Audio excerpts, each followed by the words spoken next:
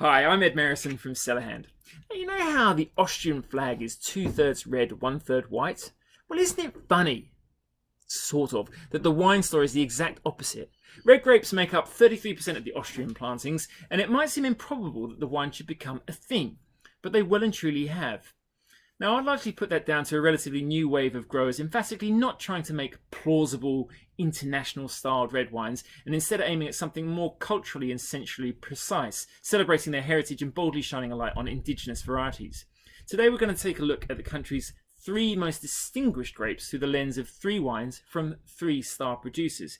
Now, all these wines are from 2017 with lowish to moderate alcohol, and none sees any new oak, allowing the grape to do all the talking. We're going to start with Zweigelt, the most planted, perhaps most accessible, but arguably least special of the trio. This wine, though, from the excellent grower Pittnauer.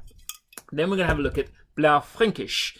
This is probably the most exalted of these varieties with the greatest international acclaim and quality potential. This wine from Moric will be our guide.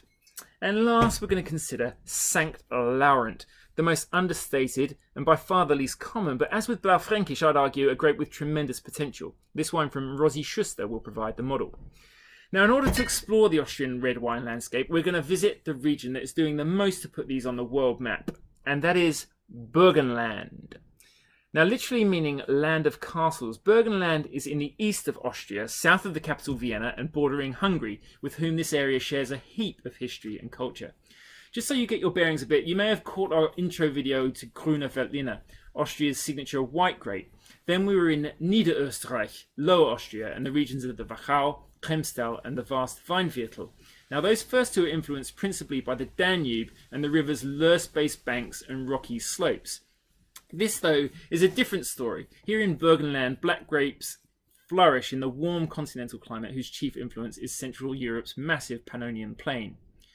The first one we're going to look at comes from the eastern shores of the large, shallow lake known as the Neusiedlersee. The grape variety is Zweigelt, Austria's most planted black grape, making up 42% of red wine plantings. Zweigelt is in fact the result of the 1922 crossing of the other 2 varieties, Blaufränkisch and Sankt Laurent. It's no surprise that this grape's become so popular. It ripens mid-season, tends to give generous yield, so growers have a better chance of getting healthy grapes off the vine at full maturity. And then for the drinker, it gives inviting colour. Not that colour should be that important, but psychologically some seem to be encouraged by its strong ruby purple hue. It also has pretty soft tannins and a velvety texture. So you can see it's going to be a bit of an easygoing crowd pleaser, although I should add that serious oak-aged examples are possible too. So this one I have, as I said, is from Gerhard and Brigitte Pittnauer, whose biodynamic certified estate in the village of Gols has won a legion of fans with expressive wines of personality and lovely flow. This wine is grown not far from the winery on warm, sandy, clay soils. It comes with an RRP of $32, and as always with Pittnauer, it also comes with a pretty cool label. So just look at that colour. I don't know if you can pick that up, but it's so vibrant, just like Beaujolais, and that resemblance doesn't end there.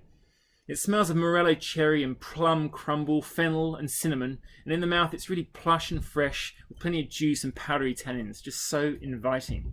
And from there we go to Blaufränkisch, the second most planted black grape with 19% of Austria's vineyard, kind of held to be the jewel in the crown. That's what's made it so popular across Central Europe. It appears to be gaining a bit of ground in Germany, where it's known as Lemberger, and is also very important in Hungary, where they call it Kekfrankos. Some Aussies, such as Tasmanian biodynamic grower Stefano Lubiana, has also got it in the ground and is making a good wine from it. Now in the vineyard, this is more demanding than Zweigelt, a later ripener that requires a good site, but worth the trouble for its extra depth and bite. Once again, expect good colour and, if fully ripe, velvety texture.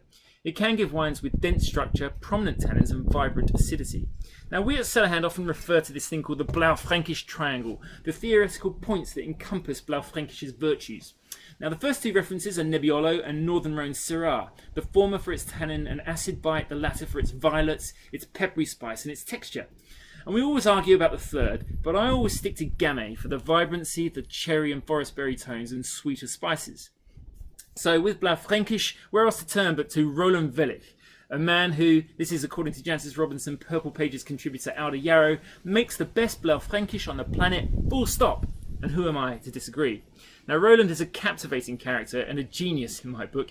He's the man behind Moritz, and the fruit for this wine comes from Mittelburgenland, southwest of the Pittnauer's home in Gols, on soils of loam and sandstone.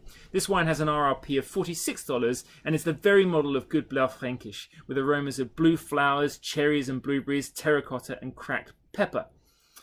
It's medium-bodied with ripe tannins, some elderberry and spice emerging before a waft of violets come through on the finish, where its acidity gives a lovely sense of cut. Now, last but certainly not least, we come to Sankt Laurent. Now, this is the outlier here. It's just 5% of the red grape plantings in Austria and a mere 1.6% of the total vineyard. I'd say that's something of a travesty, because this is a bit of a treasure. Its lineage is part aristocratic, part hipster. It's the progeny of Pinot Noir and the trendy Jura grape Savagnin. And it makes Pinot-esque wines that are relatively light in colour and lowish in tannin, with lively acidity, cherry-accented fruit and spice. So why is it so uncommon? Well, like fellow light-coloured legends Pinot Noir and Nebbiolo, this is considered to be a bit difficult in the vineyard. The growth cycle of this mid to early ripener makes it sensitive during flowering and vulnerable to late frosts. It gives inconsistent, often low yields, and for all that, it'll demand that you give it a good site. The example I have here comes from Rosi Schuster, an estate based just across Lake Neusiedl from the Pittnauers. Hannes Schuster makes the wines here, and the domain was established in 1979, the year his parents got married. And it bears the name of his mother, Rosi. Hannes separately bottles a Blaufränkisch, a Zweigelt, though he uses the alternative term Rotburger, and this Sankt Laurent in the same vein, very natural and transparent expressions with no new oak. As with the Pittnauer and Moritz wines, there's no meddling, nothing added except for a pinch of sulphur just to keep it clean. Now, Hannes is also aware that something as obscure as a Sankt Laurent from Burgenland has to be pretty bloody good if anyone on the other side of the world is going to give it the time of day. And these wines definitely punch well above their weight, as do all of these. The vines here are young by Burgenland standards, around 25 years old, and the grapes are farmed with a view to letting you know that niche Austrian reds have world-class pedigree. This wine, at just 11.5%, is naked Sankt Laurent and will set you back around $39 from your local wine store. Now, Hannes is a fan of lees aging in his reds, which I love for its savoury input and textural impact, but it does mean they can be a bit reductive and a bit stinky when you first open them. So I generally decant them for an hour or so before serving, as with all of these reds, at a relatively cool temperature. Now, this one shows slow berries and sour cherries on the nose with crushed herbs. The palate's relatively light-bodied and slender, yet with great concentration plus real energy and reach from the acidity.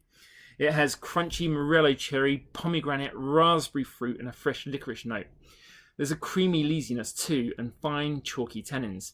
Now, if you'd like to know more about Rosi Schuster, about Pittnauer, about Moritz, about Blaufränkisch, Zweigelt, or Sankt Laurent, then please go to our website. That's cellarhand.com.au, or do feel free to send us a direct message. That's at CellarHandWine, or to me at Merrison. But in the meantime, please stay safe, drink responsibly, drink discerningly, and thank you once more for listening.